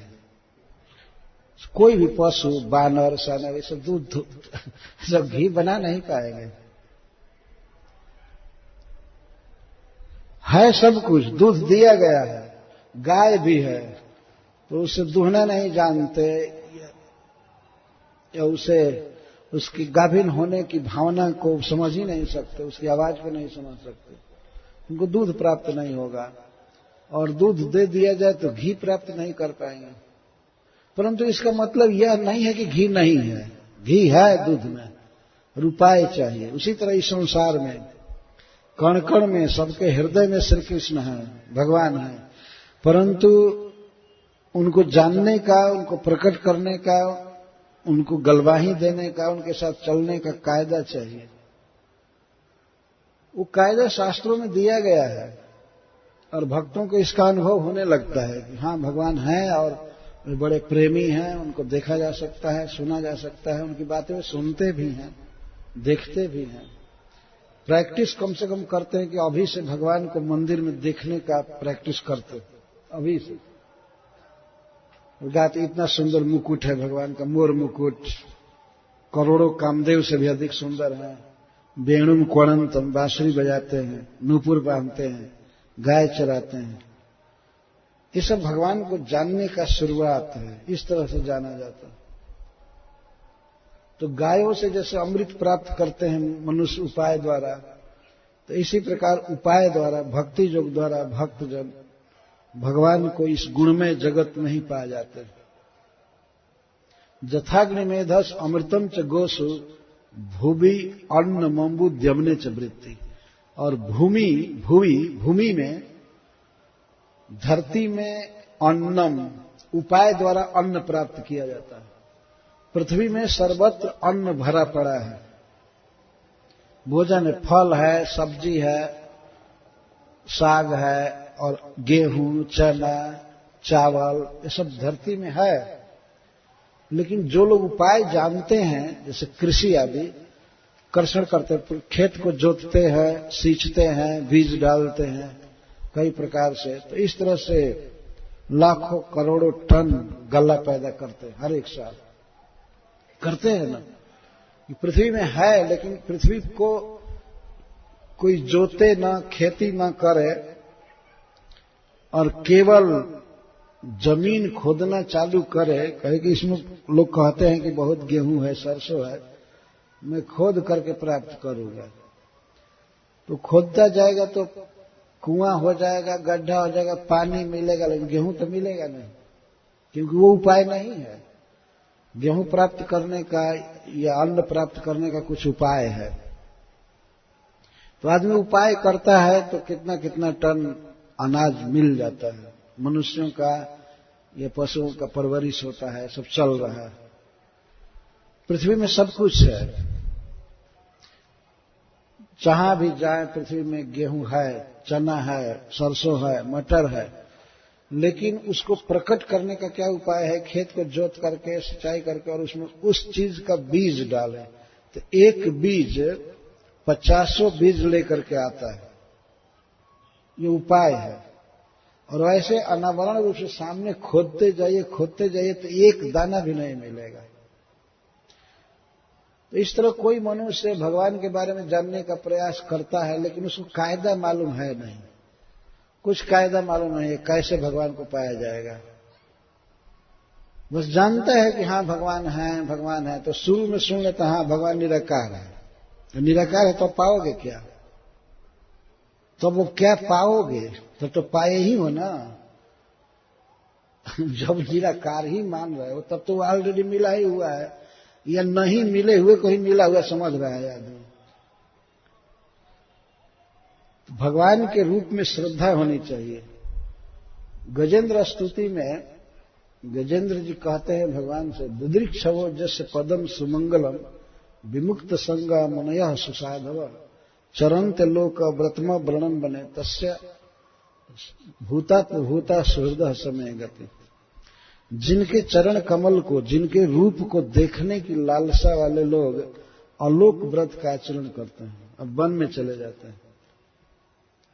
दिदृक्षवो जस्य पदम सुमंगलम, वह बहुत बड़ा भाग्यशाली व्यक्ति है जिसे भगवान के रूप को देखने की लालसा है, उसको दिदृक्षा कहते हैं। दिदृक्षवो जस्य पदम सुमंगलम विमुक्त संगा मनयः सुसाधव। पहले तो इच्छा चाहिए भगवान से मिलने की और भगवान के उस सुंदर स्वरूप को देखने की, उनका आलिंगन करने की, उनके चरण को टच करने की, सब इच्छा चाहिए। तो शुरू में ही ये मान लेंगे कि भगवान का कोई रूप ही नहीं है, तो इच्छा क्या खाक होगी? क्या इच्छा होगी? ये कोई ज्ञान है? आप में से मान लीजिए किसी को खबर आवे अपने गांव से, फोन आवे और फोन पर कोई कह दे आपकी स्त्री निराकार हो गई आज, तो अब क्या प्रेम रहेगा?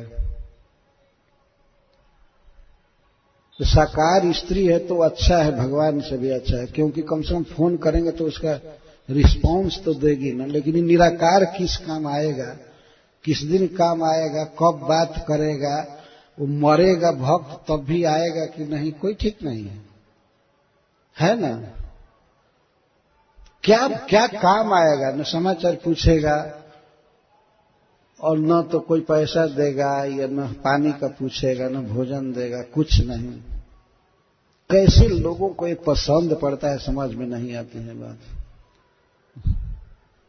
तो कैसा दिमाग है, और इसी में ही तीसरी हो जाती है, बस भगवान का रूप नहीं है, यही बहुत भारी ज्ञान हो गया।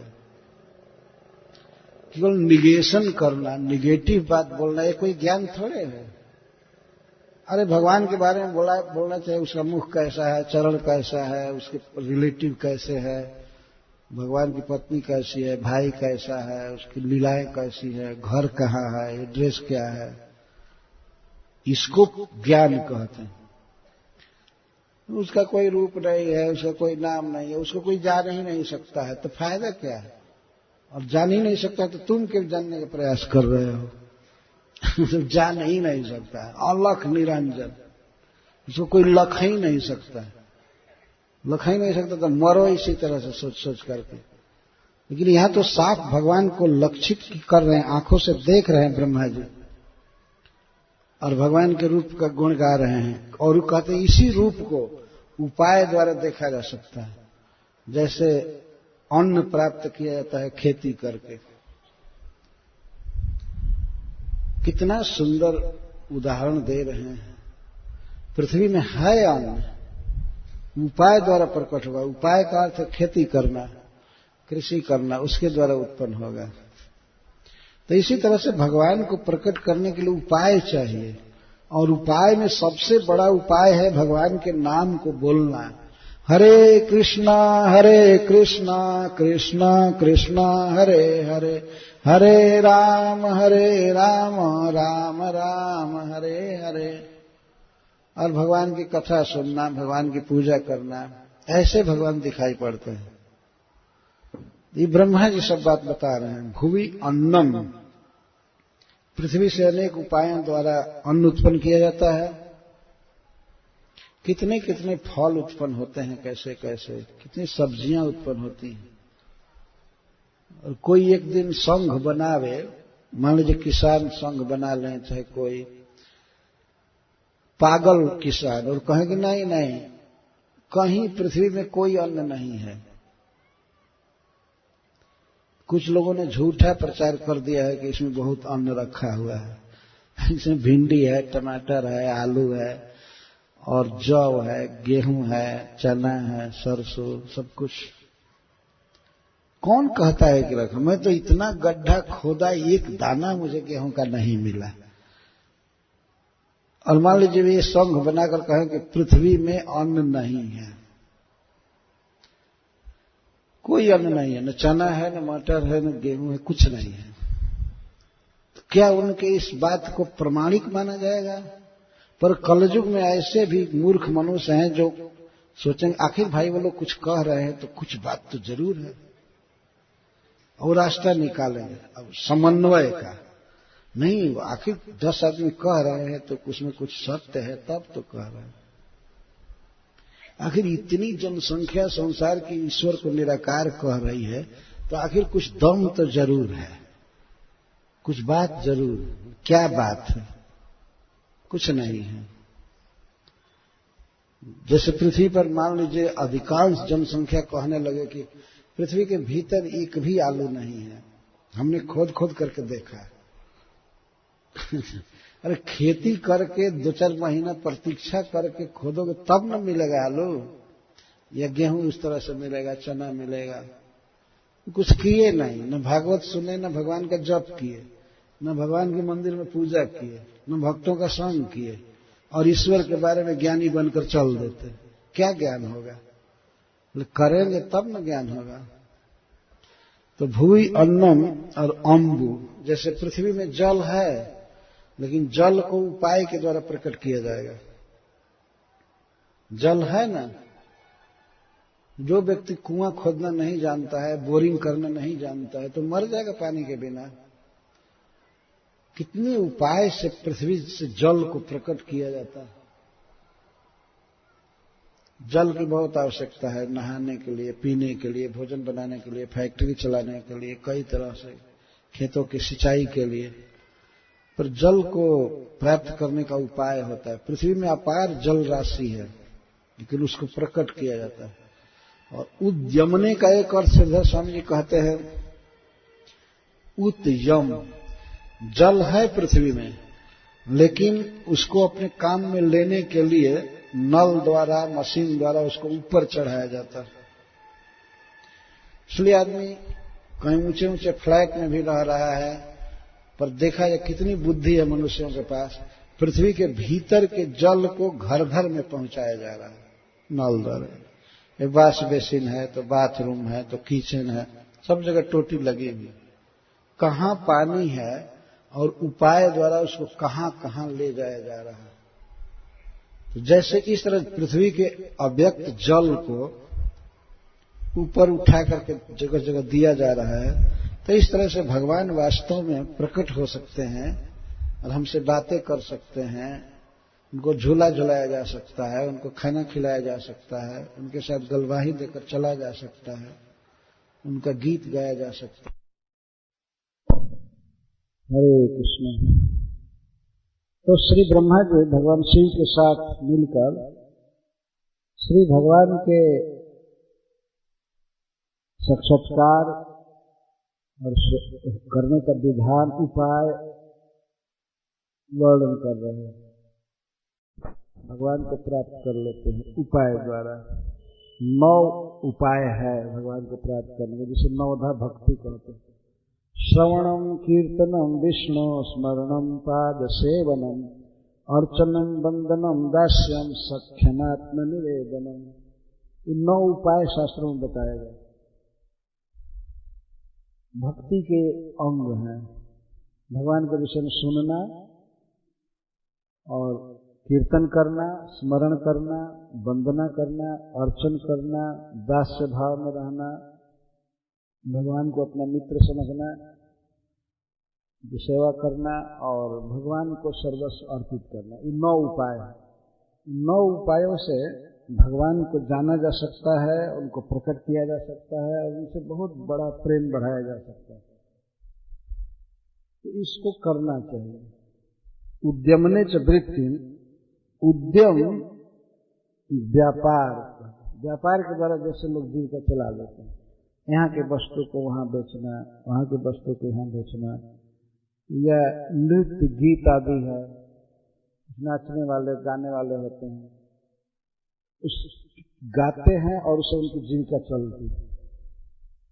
देखा गया है कई कई प्रकार के काम हैं। तो जैसे व्यापार द्वारा जीविका चलती है और पृथ्वी से उपाय द्वारा अन्न उत्पन्न होता है, पानी उत्पन्न होता है, पानी को ऊपर उठाया जाता है, और गाय से जैसे अमृत प्राप्त किया जाता है उपाय द्वारा, और ईंधन से काष्ठ से जैसे अग्नि को प्राप्त किया जाता है, इसी तरह भक्ति योग के द्वारा भगवान श्री कृष्ण को पाया जाता है। किसी भी व्यक्ति को चाहिए कि वो भक्ति करे, उपाय करे, और कुछ उपाय बड़े सरल हैं। आदमी जैसे तैसे भी उस उपाय का केवल अवलंबन करे तो वो भगवान मिल जाता है। जैसे मान लीजिए रेलगाड़ी है, ट्रेन है, कोई व्यक्ति बर्थ करा करके उस पर जाता है, टिकट लेकर के जाता है, लेकिन किसी तरह से मान लीजिए किसी बच्चे को या किसी कुत्ते को भी उस पर बैठा दीजिए तो उसको मालूम नहीं है कि गाड़ी कहाँ ले जा रही है, लेकिन वो भी पहुंच जाएगा क्योंकि गाड़ी ठीक दिशा में जा रही है। तो एक अज्ञ बालक भी माँ के गोद में जाता है तो भी उसी रफ्तार से जाता है, उसी स्पीड से पहुंचेगा जहां माँ जा रही है। इसी प्रकार यदि मान लीजिए माँ भक्ति कर रही है, जप कर रही है, और बच्चा जानता नहीं है कृष्ण को, परंतु उसके हाथ का दिया हुआ प्रसाद खाता है, उसके गोद में रहता है, उसे हरे कृष्ण बोलेगी, भगवान का नाम बोलेगी, भगवान की आरती करती है माँ, तो बच्चा वही खड़ा होकर देखता है। तो नहीं जानता है कृष्ण कौन है और ये क्या कर रही है, लेकिन फिर भी एक संस्कार बनता है। तुलसी जी की पूजा करने चले माँ, तो बच्चा खड़ा होकर के देखता है, बाद में सीख लेता है।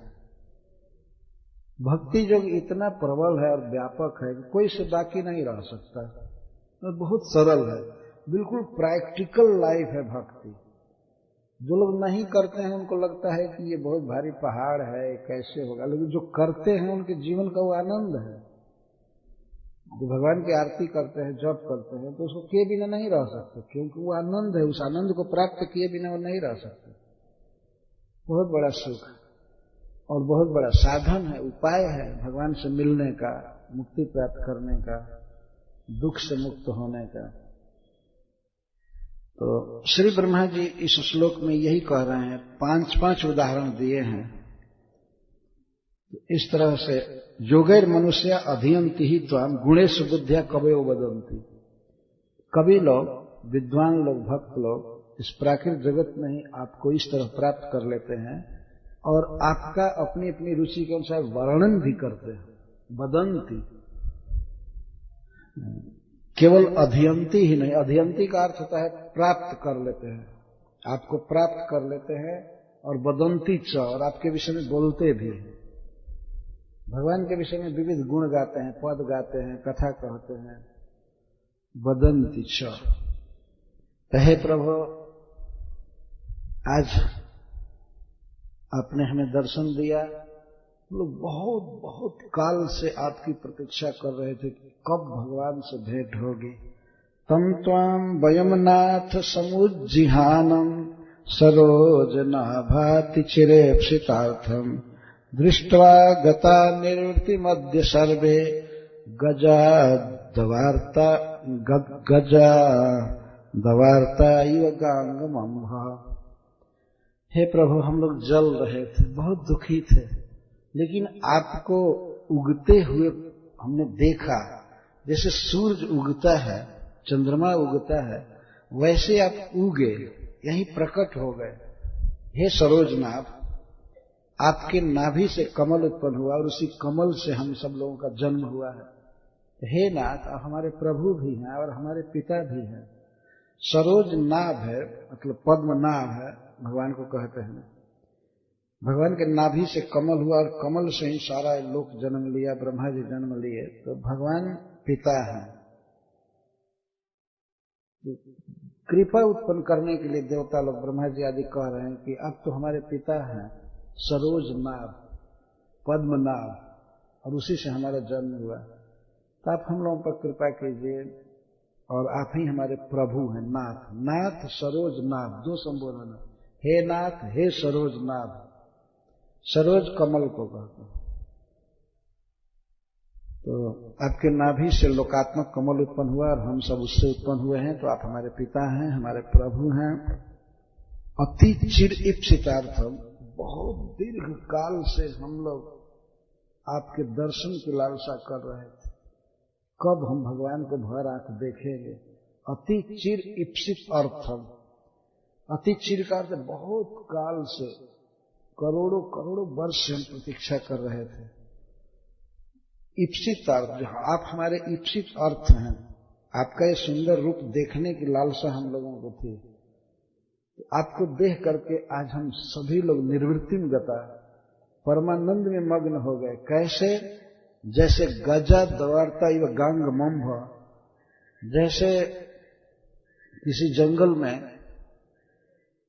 आग लगी हो और उसमें हाथियों का समुदाय फंस गया हो, हाथी चारों तरफ से घिर गए हों जंगल की आग में, लेकिन अकस्मात यदि हिमालय से निकल करके ठंडी ठंडी धारा पानी से जो गंगा जी अगर मिल जाए, तो वे हाथी अगर अकस्मात आकर के गंगा में कूद पड़े तो फिर दवाग्नि से उनको जलन नहीं होती है, ताप नहीं होता है, सुखी हो जाते हैं। ऐसे आपको देख करके हम लोग सुखी हो गए। आपके इस सुंदर रूप को देख करके हमारी जलन मिट गई, हम इसी को देखना चाहते थे। बहुत काल से हमारी यह चिर इप्सित अभिलाषा था, बहुत काल से हमारा यह अर्थ था, हमारे जीवन का उद्देश्य था कि हम आपको देखें, आपको प्रणाम करें। आज आपको देख करके हम लोग सुखी हो गए। अब हम यहीं पर कथा को विश्राम दे रहे हैं और कल यहां से कथा होगी। भगवान को प्रकट रहने दीजिए। तो ब्रह्मा